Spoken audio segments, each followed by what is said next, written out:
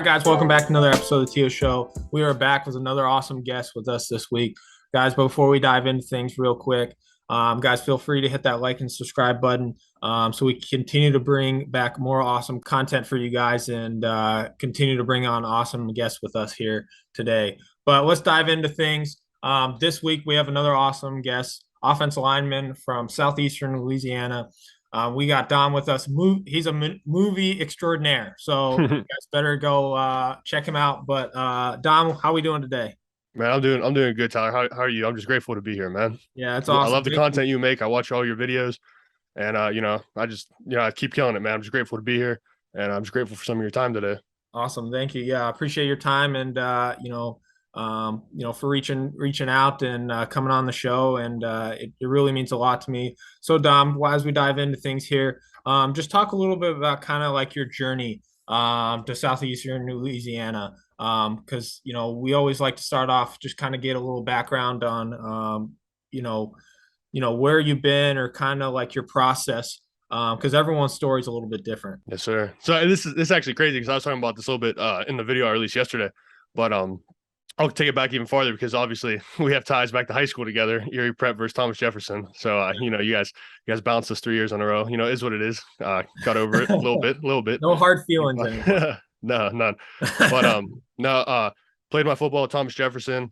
Undersized offensive lineman, 6'2". I'm about 310 pounds right now. So not small, not big, but so a lot of schools were turned off by my height.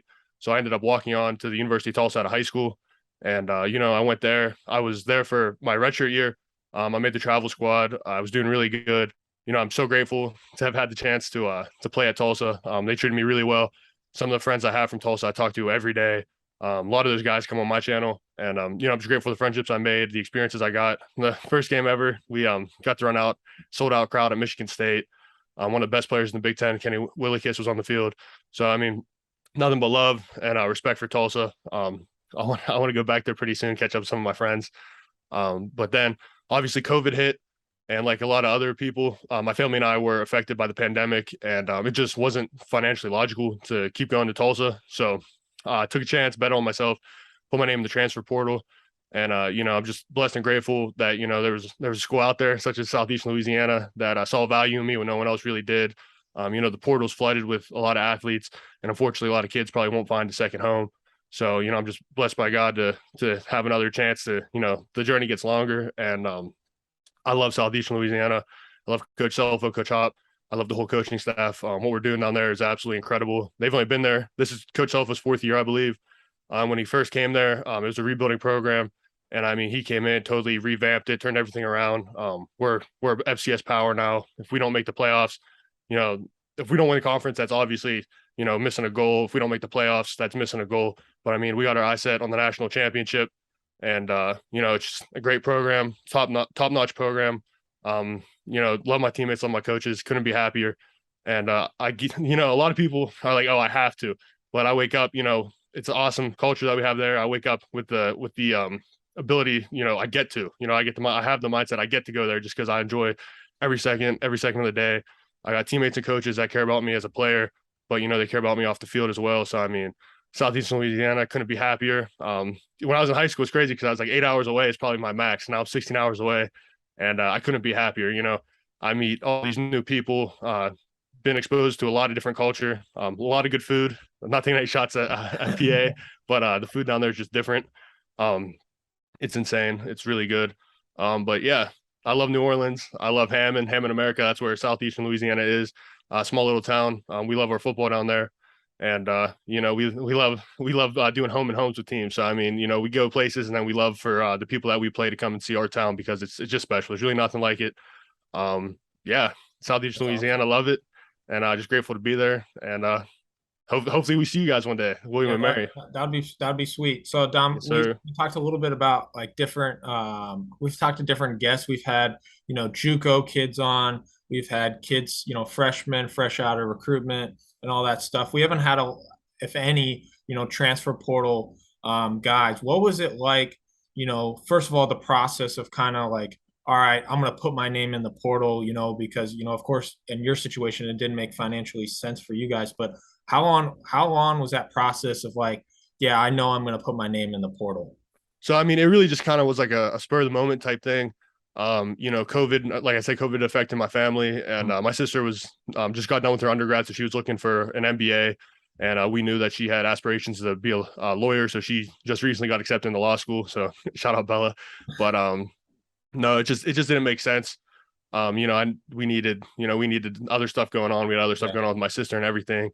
And I just thought, maybe it's time to look somewhere else for a better opportunity where I can develop more like the player I want to be, and I can go develop into who I want to be in my mind. And just paired with everything, I was like, you know what, I'm just gonna take a chance on myself. I took a chance on myself out of high school, walking on 14 hours away to Tulsa. So I Mhm. was like, it paid off the first time.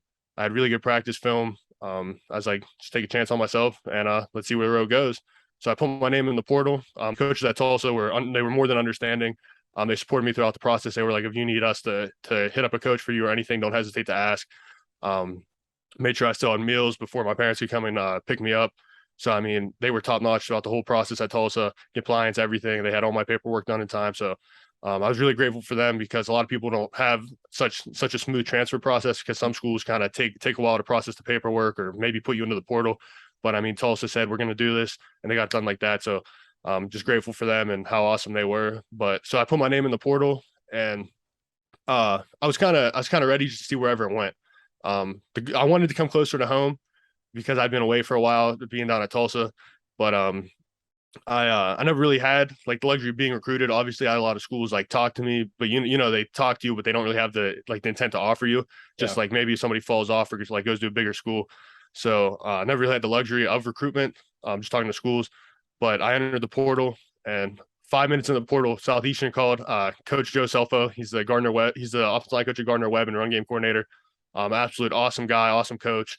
I'd recommend anyone to go play for him. He's an absolutely awesome person. Cares about you way more than just a football player, and he cares about you as a person. And he called me, and Coach Stevens, reached out to me on Twitter, and then I sent him my tape. Then they put it on like the staff meeting room, and they watched like three of my plays. They're like, "Yeah, we want you here.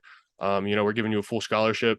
And my jaw just kind of dropped because I'd seen so many people go to the portal and not get like not have a home, and just being it so long, and just like God's grace that he was watching over Mhm. me, because the portal is really random because you put your name in a portal, and the portal doesn't categorize you by like grade or position or anything. So it's really just wherever your name lands. Yeah. So fortunately, Coach Stevens and Coach Hop, who's my current offensive line coach, he's awesome. He's really helped me become the player I am today. I definitely want to be where I am without him. And they were like I said, by grace of God, they were looking at the portal in the right spot at the right time. About 5 minutes in, they offered me, and then I was only in the portal for about a week, I think. But I mean, after they offered me, and I saw a genuine interest in me, and like how they valued like my personality and just like the assets I bring on the field as well as off the field. And my offensive line coach, Coach Hop, he's an Ohio guy. He went to Slippery Rock, so my sister went to Slippery Rock too. So PA pipeline sorta. We'll give him that. But he was calling me like every day. We're talking about Fury's Pizza the one day. I just had a connection that went beyond football, and I mean he's one of the nicest guys ever. And then there were some schools that came in, a couple other FCS schools that came in and offered me scholarships, but I didn't. I knew my heart wasn't going anywhere else besides Southeastern. I always said when I was little, the first school that gave me a scholarship, I was going there. And I'm just grateful I was able to live out what I said as a little kid came to fruition. And I wouldn't change anything. But the portal is a really it's a two-sided way, because it's a double-sided sword, because some people they get to go up, and then some people they don't, unfortunately, don't get to go anywhere. So I'm just blessed to be at Southeastern Louisiana, blessed to be in a position where I am. I'm gonna kind of develop the last 2 years during the spring season. I played a lot of guard last year, and a lot of people just want to go play fast. They want to go play now. And obviously I wanted to be on the field, but I learned so much more about myself and the offense and just how everything runs, and just like so much about football in those 2 years where I was just taking like everything in, learning a different position while growing at center, that like you couldn't ask for anything else. Like the experience I've had at Southeastern is second to none. And like I said, I'm just grateful, and I'm excited for what the future has for the team and I. We have big goals set, and yeah, I love my teammates, love my coaches, and I love the town of Hammond, America. Well, that's awesome. It's awesome to hear the passion and finding the right home for think hearing like somebody who genuinely cares or like loves what they do and finding the right home, because I feel like a lot of people as college athletes kind of just get stuck or are just complacent with like where they're at, the college they went to, or they're just coming here, going to that school for the money or whatever the case may be. Having somebody who's clearly found the right home, the right coaching staff, the right place, the right teammates, the right culture, that's awesome to hear, coming from another student athlete, because, we've all hearing it. We've all had, whether it's coaches or players or whatever, that really didn't like of the place they were at, and that can be kind of contagious sometimes, and really screw things up. But what other how long were you in the portal for before you decided to commit? And you know, what other schools did you kind of have offers or interested in? And what was kind of like your process to be able, and you kind of got lucky with having a school in the right place, right time within 5 minutes of hitting you up. But was there anything that you particular did while you were in the portal to kind of help your chances out of finding that right home or finding that right school for that kind of fit for you, at least on your side? Yeah, so when I knew I was gonna leave Tulsa, I started putting my film together. So I mean, if you're thinking of leaving or transferring for any reason, I definitely put your film together beforehand, instead of like telling them you're gonna leave, because then you might not have access to the film. But when I was in the portal, the first thing the coaches asked for was transfer tape. Do you have any transfer tape? And I had it ready like that. Sent it right to them, and then I got the ball rolling. I didn't have to wait to send them anything, or Mhm. I didn't have to send them any high school tape. So I mean, I had really good tape against some really good players. The defense we had at Tulsa was insane, one of the best in the country. So, like I said, just grateful to be able to go out there every day and compete with top-notch players. So, that made me that much better as a player. It added a lot of like kind of respect to my tape, because I wasn't out there playing against like players that aren't that good. I was playing against some NFL guys. Most of that defense is on camps right now, or they're starters in their rotation. So like I said, just grateful that I had the opportunity to play with such good players, because it helped me get to where I am today. And a lot of people will kind of talk bad about the place they transferred from, but that's not me. I wouldn't be where I am without Tulsa. I was telling my friend the other day on my channel last night, how I want to come to Tulsa, like how I've been wanting to go there for years, just to catch up with people, see the campus again, because that's part of my story. And like I said, people like to bash where they come from, but that's not the case with me. I love Tulsa, want to go back. And my friends hit me up all the time. I hit them up. Phones go two ways. So just get that tape, just get the tape out. I was only in the portal for about I think a little bit less than 2 weeks. So I left in August, and I know that wouldn't fly if it wasn't for COVID. But I left in August, and then I was at Southeastern. I think June, July. I think I left either last week. We were in camp. We were in fall camp, so it was definitely August. And then I was in the portal for about 14. I was in about 2 days, 2 weeks, 14 days, a little bit less than that. And when I came home, I originally was expecting, I'm gonna take the semester, go to like CCAC, that's my community college, take some classes, and I just maintain my eligibility. And so what happened was I was prepared to just work my tail off at home, and just see where everything goes. And then usually with schools, they'll just say whatever they can to get you in, because once you're there, you're kind of locked in. And Southeast just went that extra step, and they're like, regardless if you come to us or if you don't, we just want to let you know, since you already took classes at CCAC, if you go there this fall, that you'll be a 4.24 transfer. Therefore, you won't be eligible until you like get your not bachelor's. I'd have to get my degree from CCAC. So they just had my back with my eligibility, and it was just taking the step like that much further, the personal connection. Like they cared about me even if I didn't go there. Mhm. And like that really like meant a lot to me. And yeah, so they had my back on that. But I was only in there about 2 weeks, and then I was on a plane to Louisiana, and that's all she wrote. But other schools that came in while I was in the portal, Southeastern obviously the first 5-10 minutes that I was in the portal, they offered me a full scholarship. Eastern Illinois came in. Pitt wanted me to walk on.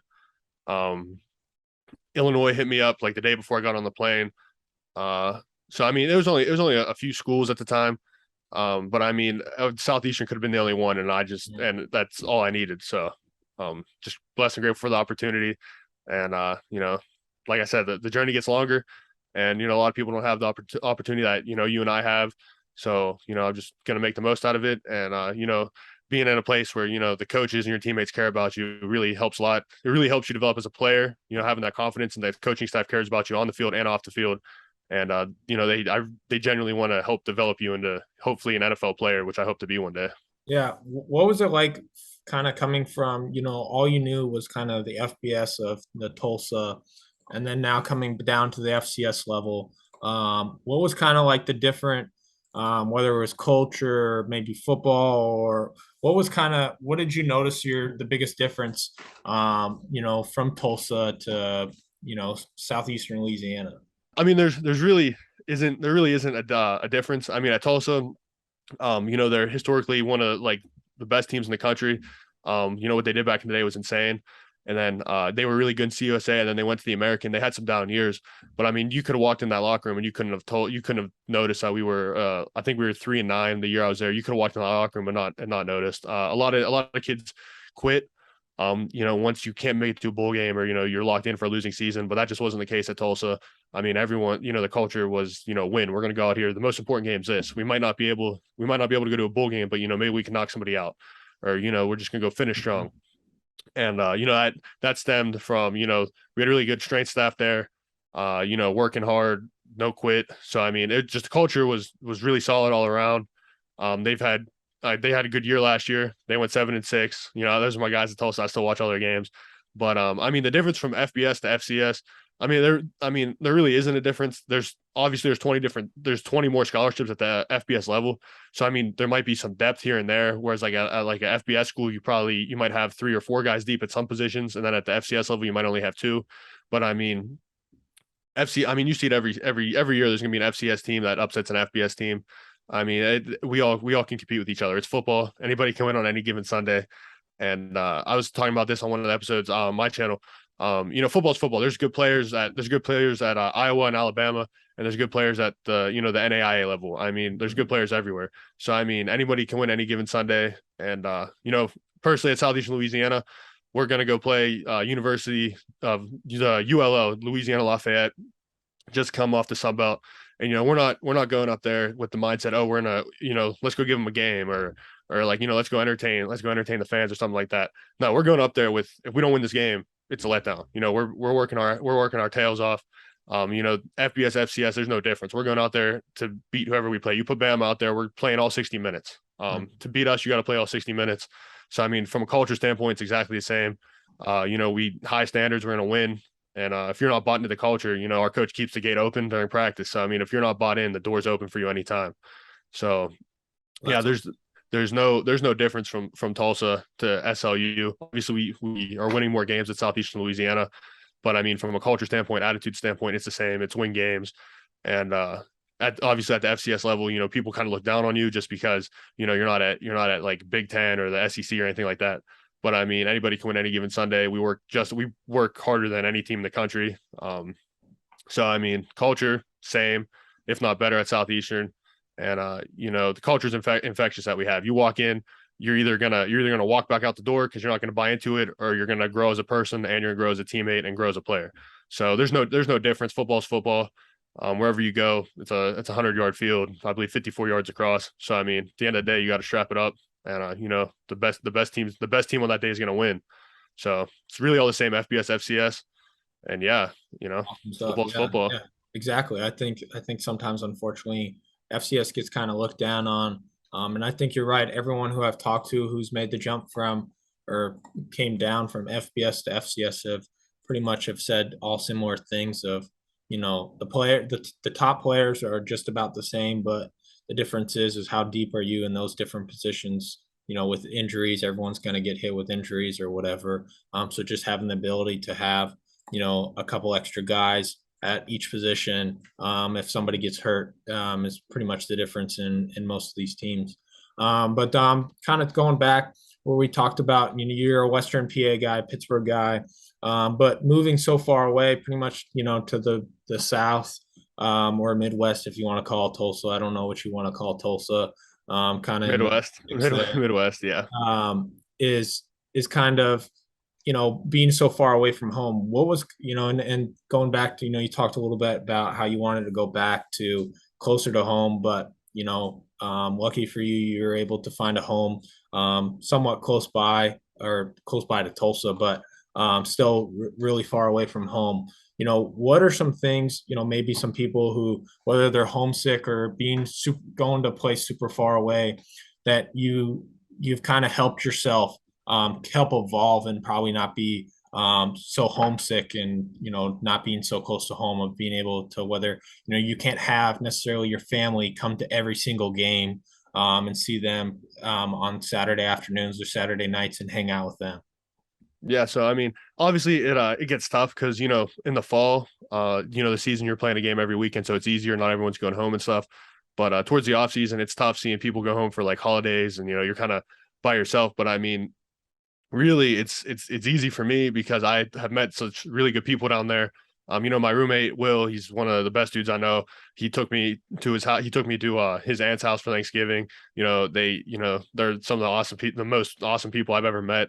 We play the games, and Will's mom will talk to me. Because my parents aren't there, so Will's mom kind of it's just nice to have somebody there. You know how it goes. Yeah. Just not to be alone. Um, we were going to play a game far away last year, and Will's mom brought him, like a bag of like toiletries and stuff like that. And she brought me one time. I mean, it's really just the people. Like that's really what it is. Like Will's mom's just one of them. Will obviously being my roommate, and then Brennan, Tyre. I mean, the list goes on and on. So I mean, it's tough being far away, but when you are surrounded by such good people, like that, I am fortunate to have, such as like the people I just listed. It's easy. You're never really alone. You always have someone to talk to. You're always getting on the game. We're always going to movies, always going to eat. So whatever it is, you're never really alone. So I mean, I was talking to the paper the other day, and they're like, "How could you sum up your college experience?" And I said, "Oh, obviously, it's cool to see all the stuff that happens on TV, but I mean, ultimately, it's about culture and people, and that's really what it is. That's what makes being so far away so easy." And I'll take that a step farther and say that's what it was at Tulsa too. Jerry Ostrowski had him on my channel last night. He he was a PA guy. Went to Tulsa, took me in right when I got there. Always talking to me. I could always could talk to him. When I left Tulsa, he said you could stay at my house for a week because some of the schools on there were interested in me. Just open my home. He made it like a lot easier to be far away. The coach is always taking us to their house for meals and stuff. So I mean, just people and culture. It's happening at Tulsa. It's happening at Southeastern. Just blessed to be around the people that I am, and that just goes to talk about the type of program we run at Southeastern. We're bringing people of high character in, high character. We're not just looking for good football players. We're looking for really good people, and that's what Will is. Will's mom, Will's family, Will, or I already said Will, but Brendan, Tyre. I mean, those are some of the best friends I've ever had, and they I would say they make being far away from home easy, but they've really made Hammond like a second home to me. Mm-hmm. And I'm just grateful for the friendships I had. But just some advice I'd give for someone go far away is just find your friends. People make like home isn't a place. To that, I really believe that home isn't a place. Home is people. And people make a place feel like home. I don't really necessarily think a building is a home. It's what people, the people you're around. And just find the people that you click with. That's going to be like 99% of the people you spend your college experience with. And if you surround yourself with bad people that are toxic and negative, you're going to let that creep into your mind. And so just be around people that that you care about seeing win on the field and off the field, and that they care about seeing you win on the field and off the field as well. And you can just have positive mindsets, having goals. And I mean, it's time flies. I mean, it really kind of sucks because I have all these awesome people. It's double-sided sword. I have all these awesome people that I'm already going into year 3 at Southeastern. I mean, I remember the day I got there. I remember getting off the plane for the first time in New Orleans. But just people. Just find your people, find your friends. Those are gonna be your friends for forever. All the people I mentioned gonna be, when I get married, they're gonna be right there. So yeah, just Awesome. people. Yeah, I'd agree. I've moved around, from being as a kid, of my dad's job, of him finding different jobs around the country and having to move every couple years or doing whatever. And I totally agree with what you're saying, Dom, of finding, the right people, or not necessarily fitting in, but finding the people that either genuinely care about you, or you can get along with. Because at the end of the day, like you said, I think being away from home for the first time for a lot of people, they don't find that safety net of people to be able to talk to, where you had that family aspect of things when you're back home to be able to talk to, but finding some good friends or a good group or a good buddies that have common interests or things that you like to enjoy as well and get along to, and can talk not necessarily about football, but also can talk about things out of life or stuff that you're struggling with. I think that's really cool to have that. But Dom, let's dive into things a little bit about your kind of YouTube channel, Yes, sir. of the things that you have kind of started. So talk a little bit about your YouTube channel, where we can find you, what you guys talk about, or what you kind of doing on your guys' YouTube channel. Yes, sir. Before we get started talking about my channel, I just want to say, go ahead and make sure you click that subscribe button for my guy T.O. over here. Absolute fire content. No one else is doing anything like it with active NCAA athletes. I think it's a great outlet. I watch your show all the time. And, I just think it's great, to make content. And, I'm so happy to see you doing something off the field that, people might not understand at the beginning, but trust me, you're, as long as you're making someone's day with the content, just keep going. It's going to pick up. And, I value your content. And I just hope everyone subscribes to my guy T.O. and leaves a like on this video. Thanks, Dom. Appreciate it, man. It's all good, T.O. But for my channel, I'm a big movie guy. I love watching movies. All my friends like watching movies. We always argue about movies all the time. We're actually doing it last night on Warzone. But no, so a big movie guy. Just get on there. I try to review all the new movies. Obviously, it's hard getting to see all of them because there's like a lot of movies that come out between all the streaming services and that go straight to that are in the theaters and everything. But I try to hit every big release. So I got the if I see it in theaters, I call it the stub scale. So 0 out of 10 stubs. If it's on a stream, 0 out of 10 streams. And then I do video games, but I haven't really had time to play it so much because I just been caught up with the channel and watching movies and football and everything. But I call the video game scale is like 0 out of 10 plays. But so that's like the main thing I do on my channel is just movie reviews. It's usually just me by myself, but I started a new series recently. It's called In the Film Room, where I'll bring guests on NFL players, active NFL players, retired NFL players, current NCAA athletes, and just ask them 5 questions, talk about their journey, highlight some of their journeys, their best moments from when they played, what they look forward to, and just about their experience. And then it's like half interview. We do about 5 questions, and then we do half movie review. So they get to pick a movie of their choice. And then, I watch it. They come on the show. Everyone that's come on it said they had so much fun. I think it's a really unique idea. I was actually talking about it to somebody at my gym this morning. They're like, well, what do you call this series? I was like, In the Film Room. And they're like, oh, that's a really cool play on words because, athletes watch film and movies are films. So I was like, yeah, that's what I was going for. But no, I just, I take a lot of pride in my YouTube channel. I've done a lot of work for it. I'm like 20-some videos in. I try to stick to my Monday, Wednesday, Saturday upload schedule. Obviously it's probably going to change with the season coming up. Yeah. But no, just movie reviews, video game reviews. It's In the Film Room. It's kind of taking over the channel right now. It's kind of a video type podcast more so than just like a normal video than what I usually do. But always looking for guests. So if anybody out there watches this video wants to come on the show, hit me up on Twitter or just hit me up on Twitter, Instagram, or something like that. And love to have you on the show. Yeah, we'll throw all of Dom's stuff in the description below so you guys can go check him out. I think he has some really cool stuff, really unique. I really like the idea of In the Film Room and being able to talk to different athletes or former athletes about different movies and stuff like that. But Dom, what is your kind of like criteria? Is it just based off, what is your criteria of movies? What are you rating on the scale? Just based off, are you just like a film critic, just straight film critic, one of those writers, or is it just based on so what is a preference, or what is it? What is the criteria here? This is like a tough question because obviously everybody that's the cool thing about movies is everybody like loves movies are like they divide people. So people love movies over here, people hate movies, and there's people that like love movies in the middle. I say that in one of my episodes In the Film Room because there's some movies that are well perceived, some movies that people don't like at all, and then people are in the middle. But no, there's some channels on YouTube that just they just bash films.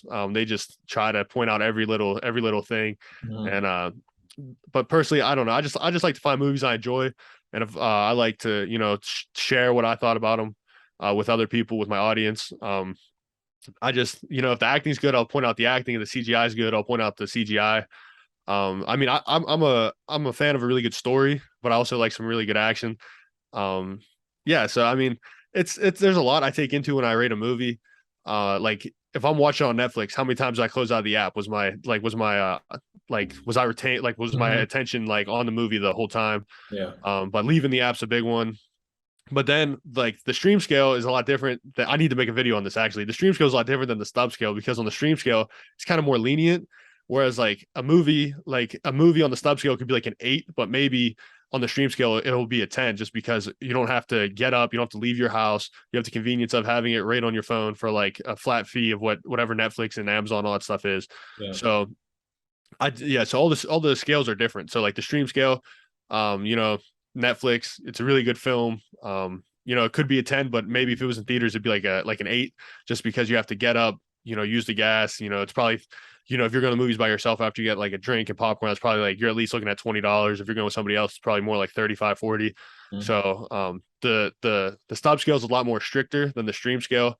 But I'm gonna put a video out about that soon because a lot of people ask me about it. But the acting, the CGI. I mean, I'm not like a connoisseur. I don't know everything. I obviously I don't act. But I watch movies all the time. So I just thought, you know, hey, why don't I just talk about movies and, you know, find some people that like to talk about movies just as much as I do. And you know, that's, you know, I'm really grateful that the channel's kind of taken off how it has. Obviously, you know, it's not big or anything yet, but you know, my first video got like 300 something views. So, you know, most people don't get that. So I was kind of like a good starting spot just to keep going. And I've seen, you know, more consistent views come back as, you know, consistency. Yeah. Consistency is key on this Exactly. platform. And yeah, just grateful that I'm starting to build an audience that loves movies and football as much as I do, because you know the thing about YouTube is you really kind of have to find like your niche, right? Because there's so much content on YouTube. I forget the number. I was watching Marquez Brownlee video, and he said like the amount of video that's uploaded to YouTube every minute is absolutely insane. So I mean, just personally to be able to upload something I enjoy having fun with, because like all my videos, I like look forward to making videos. I have fun with all my videos. If I didn't have fun, I wouldn't do it. So just to be able to put something out there that's genuinely fun for me and for my audience, and for it to get clicks and views, you know, it's just awesome. You know, just bless people when I click on the videos I make, and you know, I look forward to growing, and you know, there's a lot of small YouTubers such as me and you, and you know, with consistency, hopefully we can get up there some of the big dogs pretty Yeah, soon. we'll see. Well, yeah, that's awesome stuff. So, Don, do you have like a top like three favorite movies you have, or like a top five movies of like all time Oh, that you have? I know I'm putting you that's on the tough. spot here, but do you have like just like a quick off the top of your head, like quick, like it doesn't have to be in order, just like some of Dom's favorite like top three or top five movies that you have, or maybe even just like recent ones that you've seen or something like that. Either or, it doesn't matter. Could be all time or just Uh, recent ones you've seen. Top five, that's tough because there's so many good movies, and I haven't even seen all the good movies. Because you know, there's some classics I haven't seen. Obviously, you know, I'm only 22 years old, so I got to catch up on some of the movies like my parents grew up on, because you know they got some classics back then. And you know, movies back then, you know, there's probably like more story because there's not like all the CGI stuff you can do, Yeah. and stuff like the movie you recommended. I'm halfway finishing that, and you know, I really am enjoying that movie just because you know it's all practical. There's no CGI. Like it's not a CGI fest. Some of these movies are just, Steady you know, West. yeah. So some of these new movies that come out, they're just CGI. Just kind of, you know, I'm not. I like cool CGI, but like I'm not. I don't really want to see like I like to see practical stuff. I like to see, you Mhm. know, what movies really are. But my number one movie, my favorite movie of all time. This is tough because I love so many movies. I love Rocky Four. I love Rocky Four with Rocky and Drago. Rocky Four Yeah. is like the soundtrack to Rocky Four is absolutely incredible. We'll listen to Rocky Four before like well not the whole soundtrack, but I'll listen like some of those songs before a football game. I love their soundtrack to Rocky Four, so that's up there. Um, I love I love Interstellar. I think Interstellar is a really good film by Christopher Nolan. Uh, I don't know. I like the Marvel movies, but I don't really I wouldn't consider them some of the like the best all time stuff because they're drawing from the source material, which is the comics. But you know, if Interstellar's on, I'm watching it all the time. If I see Mhm. Interstellar, I'm clicking on it. If I see Rocky Four, I'm clicking on it. And I mean, but everyone has like guilty pleasure movies. Yeah. Two movies that like one movie that I know that people hate that I really like is The Amazing Spider-Man 2. Like every time that movie's on, I think it's like one of like I mean, that's a ton of CGI, but I mean, I love Spider-Man. And I think Andrew Garfield was a really good Spider-Man, and that movie gets a lot of hate. So I like to watch The Amazing Spider-Man. I think Sony has like the best like CGI ever in that film. It came all the way back out in 2014. So yeah. Do you have like a favorite genre, or do you like all genres? Is there a specific, or maybe even a favorite genre and actor that you really, no matter what, who, whatever genre it is, you're probably most likely going to watch it, or, an actor's in a movie, I have to watch it. So like genre, I usually like superhero movies. Yeah. So like the Marvel stuff, the DC stuff. Mhm. But now I kind of like there's like Marvel fatigue, superhero fatigue because a lot of these movies are superhero movies. So personally I'm starting to get more into the originals. I really love original films. Saw Everything Everywhere All at Once. That movie I thought was spectacular. Um, I saw Nope the other day. Nope was really good.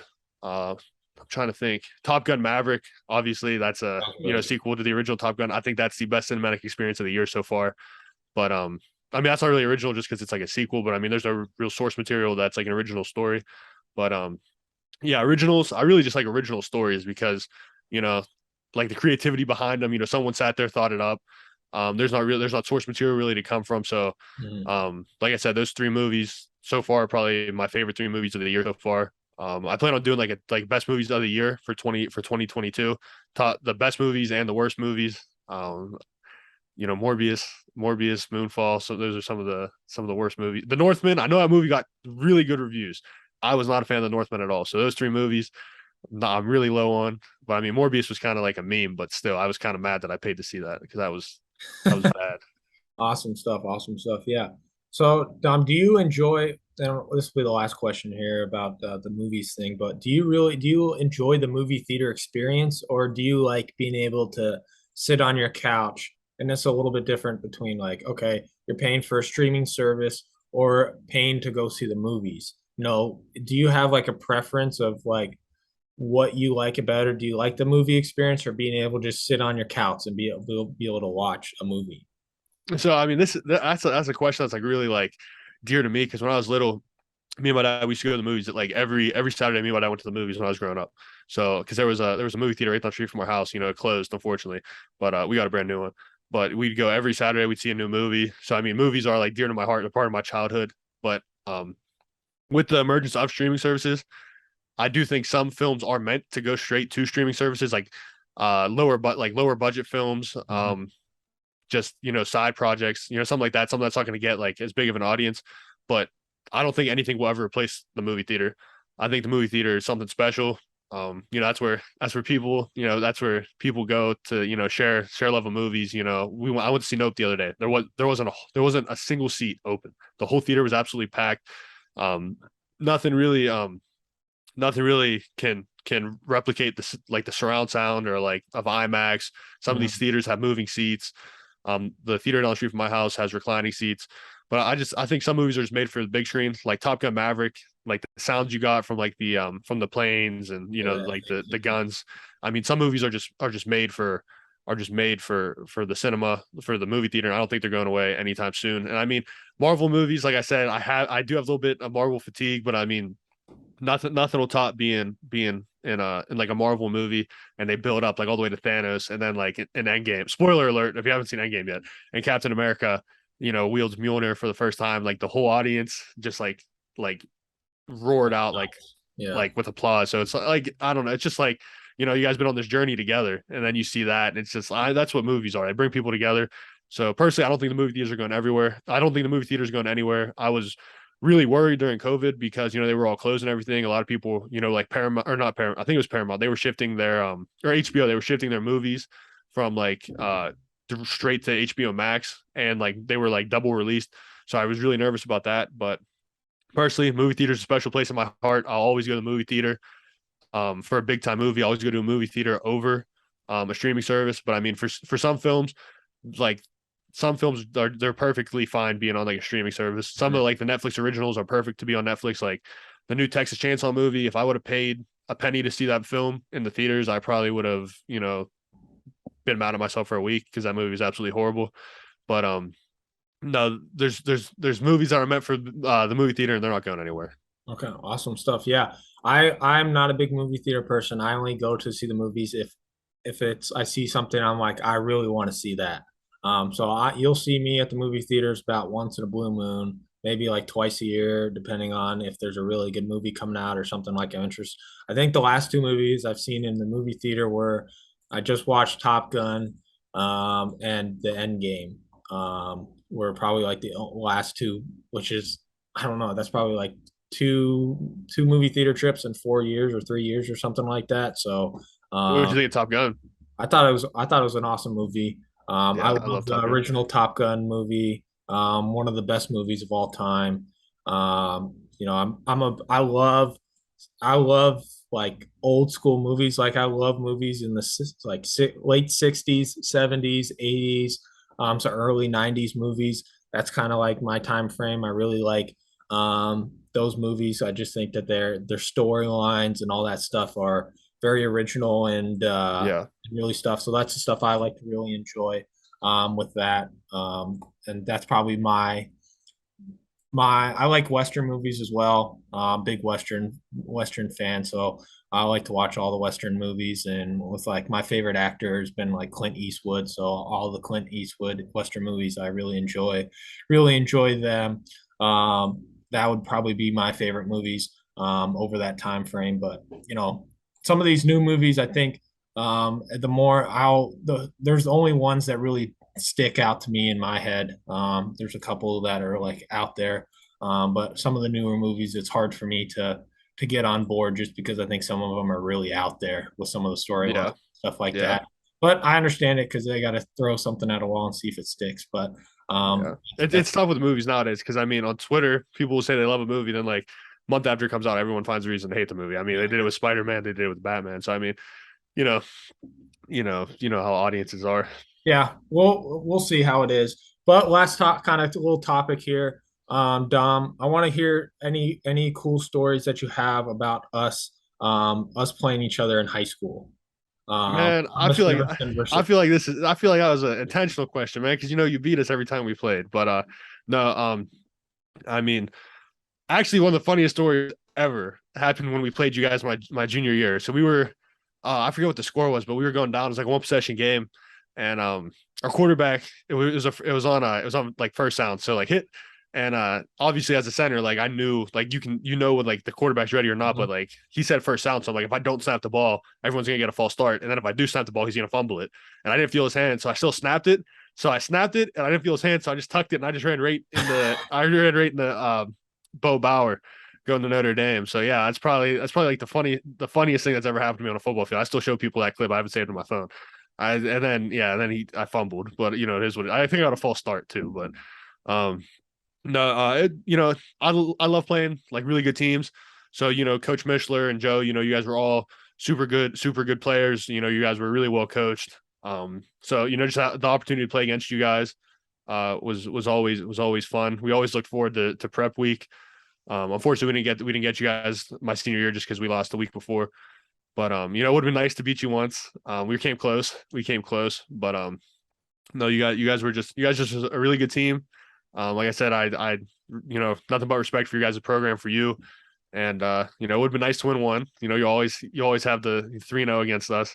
TJ won the last one. They won the last one on the way to the state championship. But I don't know if you keep up with them. But Uh, it was always a good fight. We always knew we were going to get a nice hard nosed team. You guys were going to be yeah, really good, physical team, which was always fun to play you guys. And those games were really intense. Whether depending on where it was playing, the other team had a little bit of a home field advantage, but it was also an awesome atmosphere to play yeah, on those Friday night lights. And I always tell anybody, it's awesome playing on Saturdays in college and stuff like that, but nothing will ever replace Friday night lights. So yeah. I that's mean, you guys got to always. play. You guys got to play at like the bowl. That was like the first time like my teammates and I we were playing at a bowl. So like to go to like Veteran Stadium and like just to like walk down the stairs and like have like the whole thing like packed out.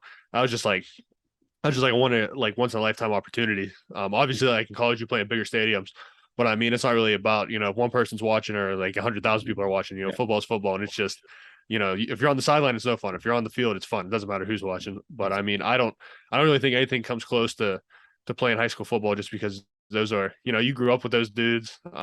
Like you just, those are like your friends for life. You guys are just boys. You know how it is. Yeah. And like the whole community, you're like playing in front of the whole community. You run out in the field and you like know everybody in the stands.